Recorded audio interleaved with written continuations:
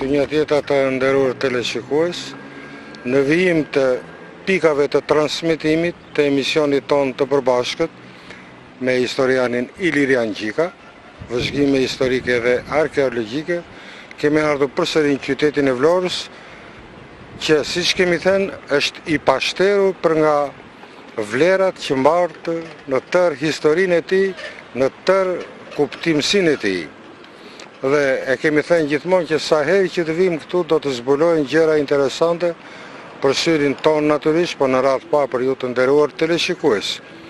Këtu ndodhemi në sheshin e Flamurit, do ta qonim ndoshta edhe sheshi i topave, ja ku kemi simbolet këtu prapa shpinës, por unë do doja që t'ju prezantoja shkrimtarin e shquar Egerem Sanaj, një nga prozatorët më të mirë të letërsisë bashkëkohore shqiptare.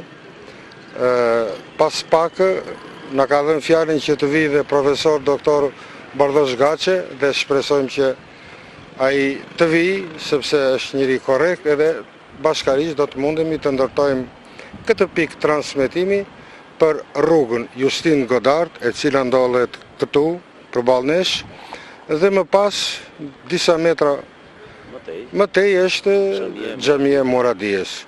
Në një gjë për të thënë Ilirian, në këtë hyrje këtu. Juve nuk do të vinte keq profesor as juve as Egeremit, që unë t'i vija titullin këtij emisionit sotëm. Ta titulloja 2 monumente kulture nga Vlora. Nuk e di se si të duket Egerem. Duket sa original, po aq interesant.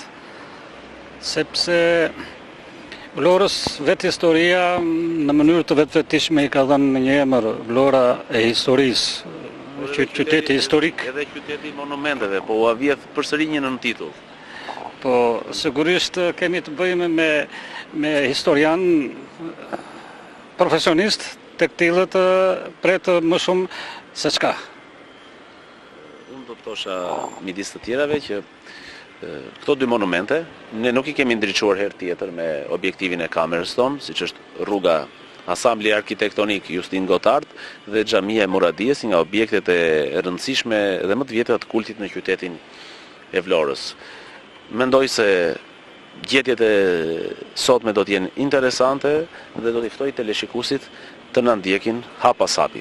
Atëherë edhe ne siç jemi të tre, po nisemi për ta zbuluar këtë rrugë të famshme.